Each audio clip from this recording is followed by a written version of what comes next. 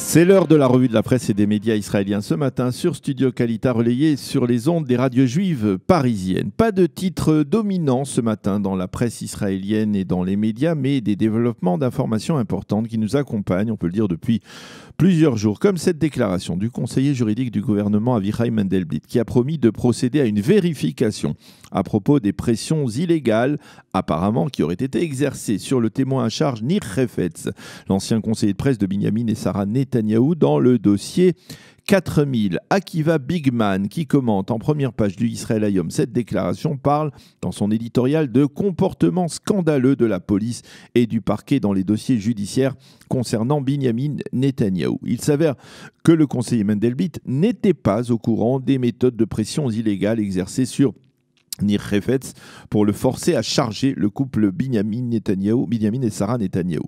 Bigman est très clair, le conseiller Mendelblit a encore les moyens de corriger ce qui s'est passé, tout simplement en fermant les dossiers judiciaires de M. Netanyahou et par contre en ouvrant une enquête pour déterminer ce qui s'est réellement passé dans la police et au sein du parquet. Le Israël Hayom indique également que les enquêteurs de la police auraient menacé Hefetz de s'en prendre économiquement à sa famille et de le destituer de ses biens, et finalement il aurait cédé et a accepté de servir de témoin à charge. Le quotidien cite également ce matin la réaction de la police qui affirme que l'enquête à propos de Nir Hefetz s'est déroulée, je cite, conformément à la loi.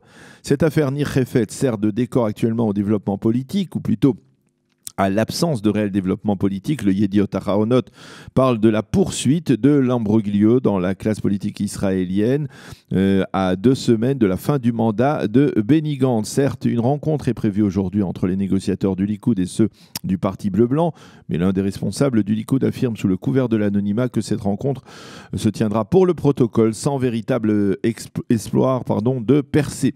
Le Premier ministre Netanyahou a accusé hier Benny Gantz de faire traîner les choses délibérément, tandis qu'à Bleu-Blanc, on accuse Netanyahou de torpiller toute possibilité de former un gouvernement d'union nationale en refusant de se dissocier de son bloc des 55 députés. Quant au Israël Hayom, il revient sur l'intéressante proposition du leader du parti Chasse, Aryeh Deri, quant à la réforme du système électoral qui entraînerait donc l'élection du Premier ministre au suffrage universel direct. Il s'avère qu'au Likoud, on semble être favorable à cette réforme, même si Binyamin Netanyahou lui-même ne partage pas cet enthousiasme.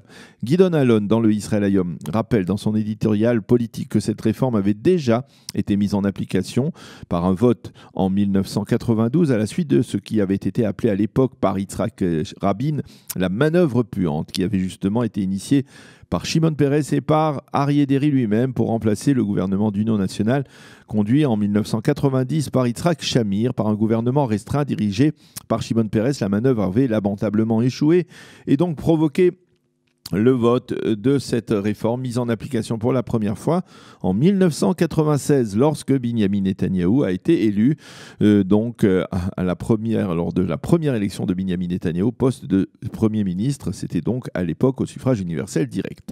Le Maariv publie ce matin les résultats d'un sondage effectué par Amit Segal sur la chaîne 12 de la télévision israélienne, un sondage qui révèle que si le Premier ministre devait justement être élu au suffrage universel direct, Binyamin Netanyahou obtiendrait 40% des suffrages contre 36% à Benny Gantz. Amit Segal insiste surtout dans sa présentation de ce sondage sur les 24% d'indécis qui n'auraient voté ni pour l'un ni pour l'autre. Le Maariv cite à propos de cette réforme l'avis du conseiller juridique de la Knesset qui a expliqué que pour faire voter une telle loi, il fallait absolument une majorité absolue, c'est le cas de le dire, de 61 députés. Le Maariv consacre ce matin sa page d'ouverture à l'Iran, puis qui a annoncé hier, vous le savez, son intention d'enrichir à nouveau de l'uranium à un niveau de 5%, et ce dans l'installation souterraine de Fordow qui était jusqu'à présent fermée dans le cadre de l'accord de Vienne en juillet 2015. L'ensemble des quotidiens israéliens indiquent que l'annonce a été faite conjointement par le président iranien et par le directeur de l'agence iranienne à l'énergie atomique. Il s'agit pour Téhéran d'une nouvelle étape dans sa remise en cause de l'accord dont les États-Unis se sont déjà dissociés, vous le savez. Le directeur de l'agence à l'énergie atomique iranienne a affirmé que l'Iran disposait même de suffisamment d'uranium pour l'enrichir à 1 degré de 20% si cela était nécessaire. Les Iraniens auraient l'intention d'enrichir cet uranium en acheminant du gaz vers plus d'1 millier de centrifugeuses, donc dans le site de Fordow. Le Haaretz consacre ce matin son éditorial central à la décision prise hier par la Cour suprême d'expulser le représentant en Israël, ou l'un des représentants en Israël, de Human Rights Watch, une organisation, une ONG d'extrême gauche qui prétend défendre les droits de l'homme et défend surtout ceux des Palestiniens.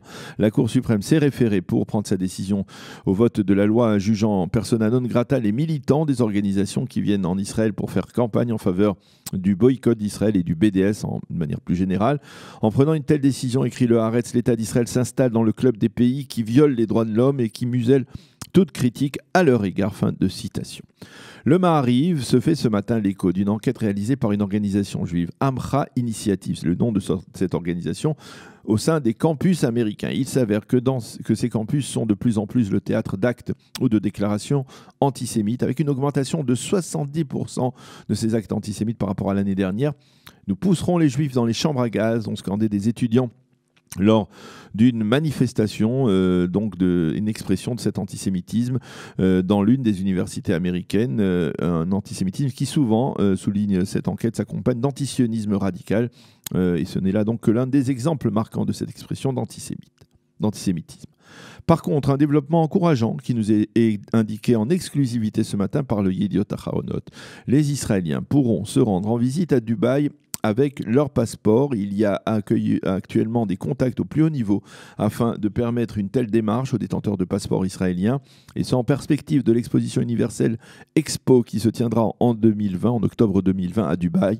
Un scoop de Yaniv Khalili ce matin donc en première page du Yediot Aharonot. Le Yediot Aharonot qui consacre d'ailleurs, il faut le souligner ce matin, la moitié de sa première page, de sa une, à un titre social. Le journal a envoyé plusieurs de ses journalistes enquêter dans les hôpitaux israéliens et leur constat est dramatique.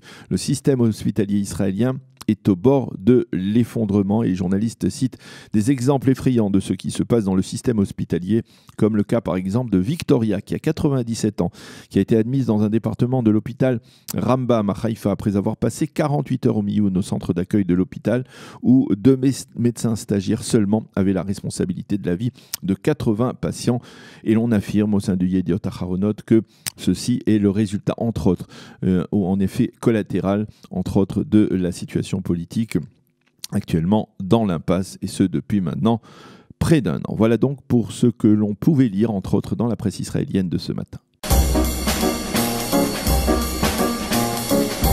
Pour mieux s'immerger dans la réalité politique, sécuritaire, économique et sociale d'Israël, connectez-vous chaque matin sur Studio Kalita. Daniel Haïk vous y attend pour sa revue de la presse.